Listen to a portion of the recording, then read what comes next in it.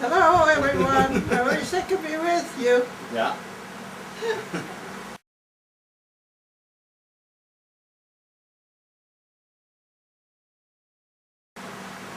Margaret is a good child. You didn't have to correct her very often.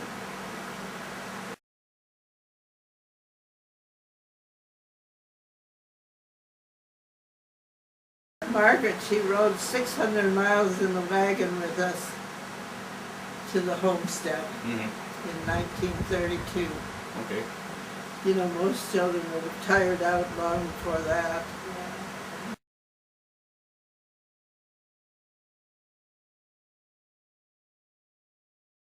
Norma, she wrote a letter for my 90th birthday, and she says in it, she don't know how in the world I ever put up with her, Lloyd.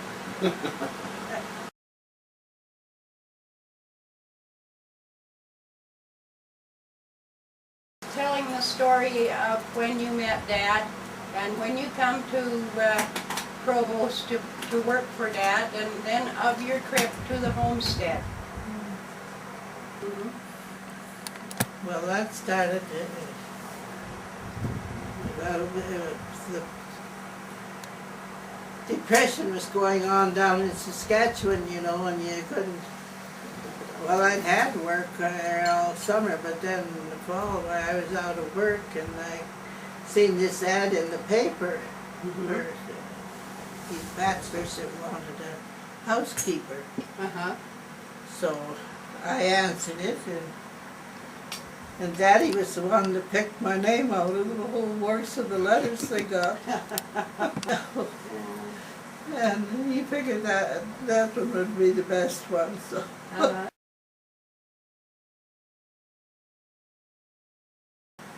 Yeah, well, I got a ticket to Macklin. Oh yeah. Bill sent me the ticket, Uh-huh. and he met me in Macklin. And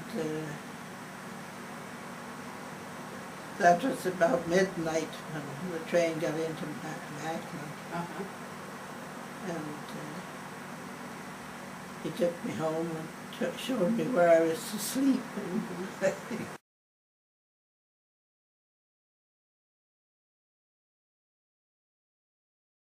Went to bed, and the next morning I was up trying to make breakfast, and then Daddy came in the door and was going to show me what to do. In the kitchen. Huh? In the kitchen? Yeah. Oh yeah. And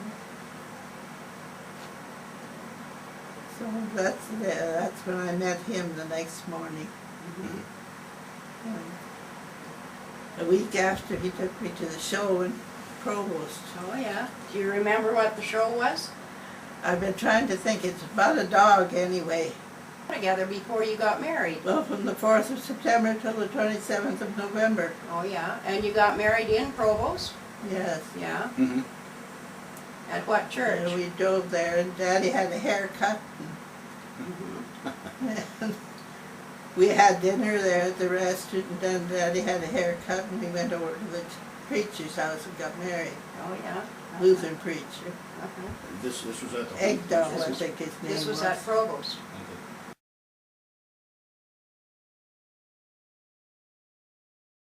Like what did he do that stands out in your mind?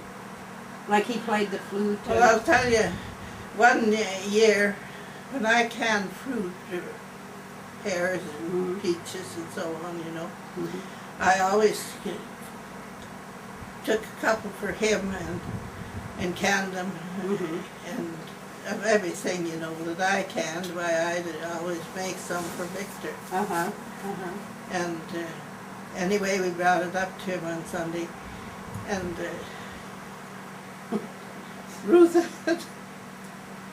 had given him, told him to go out in the garden if he wanted some rhubarb, go out in the garden and pick it and that. So he compared my fruit to this rhubarb. Of course, but that was Victor. Yeah. You know, that's the way he did, the way he was. Yeah. You couldn't change him. He no need of trying, you know. And do nothing but laugh at what the things he did, but it's the same, you can't help but remember them. Yeah. He never did marry again. No.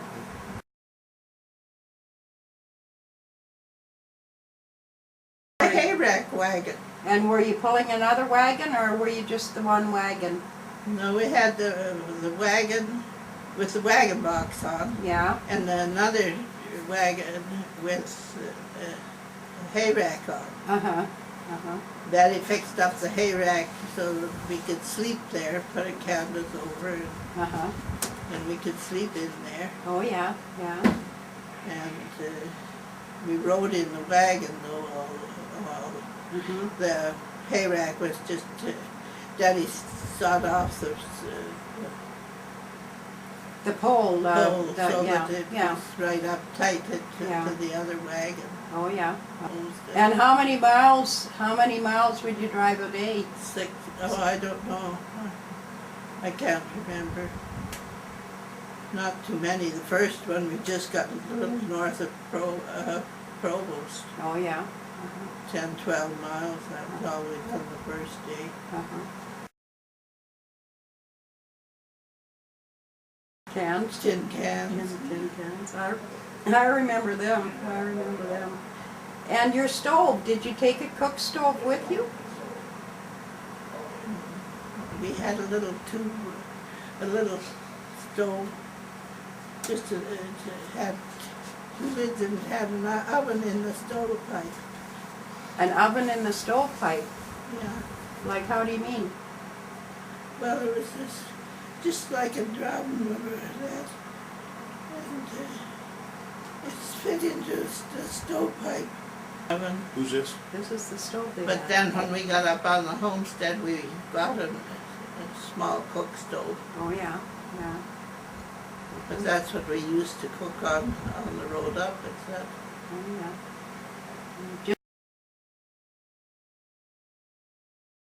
In the winter, Mm-hmm.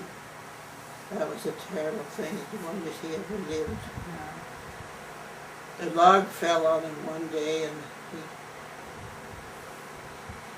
the crowbar, I think it was close enough where he fell, and that he could reach that crowbar, and that's how he lifted the log.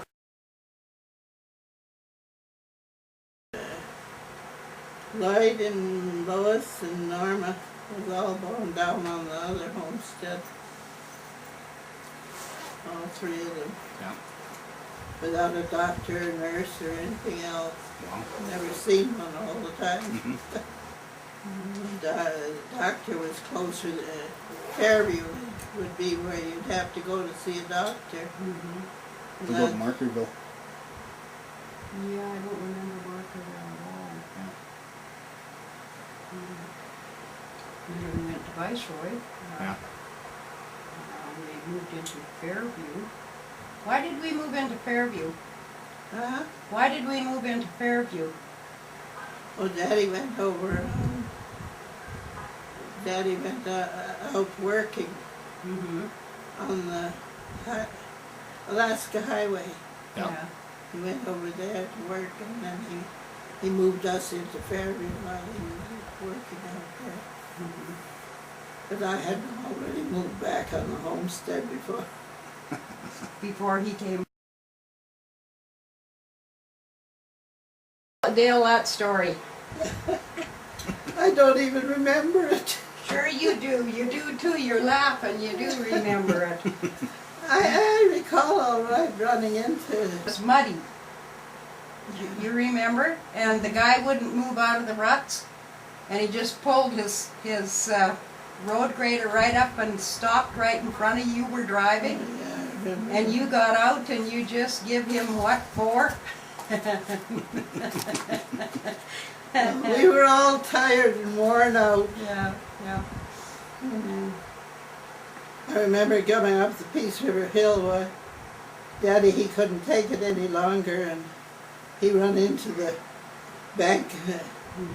The Dunvegan. He was so nervous he didn't know what he was doing hardly. And I took over the wheel then and drove down through Peace River. That was the Dunvegan Hill. Is that it, what it is? Yeah, that was the Dunvegan It Hill. went right down into Peace River. Yeah, yeah, and across. Yeah. Yeah. Yeah. Good stuff. Daddy, he didn't even know enough, you know, that he had to hold the brakes No. and things like that. Well, he'd never driven But it. I had driven that old Model T before, so Have you anything else you want to say to the kids? I said too much already. Well, I raised a good family up on the homestead anyway. Bobby, he was born in Provost.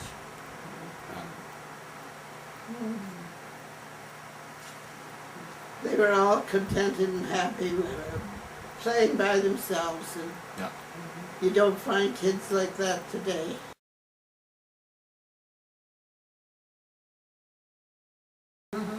We also, I want Dale to take a picture of you.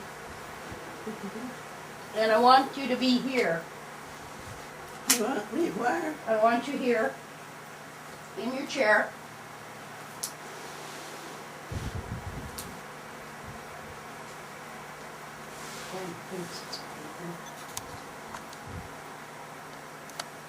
You want your cane or your wheelchair or your walker? Yeah, it don't matter, just so I have something to lean on. Okay.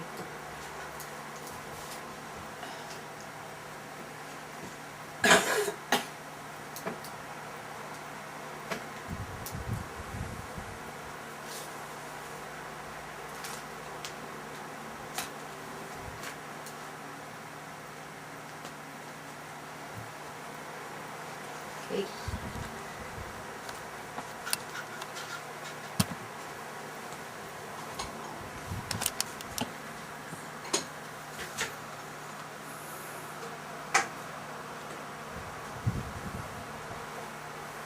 Now turn it around and face the window. Wow. Well,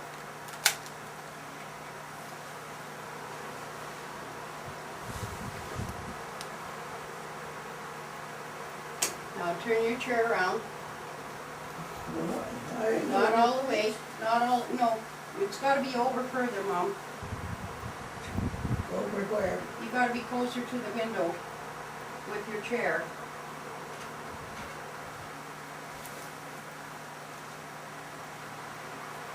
Bring your chair over. Yeah. Okay. All right. Now turn it around. That's good. Now just sit right about like that. Sit up. Sit. Where's where? Sit. I'm going to get a picture of it. Can you get closer to your table? I don't want your face. I want your side view. Okay. See those pretty flowers over there that you sit and look at? Yeah. And where you want me to take the picture?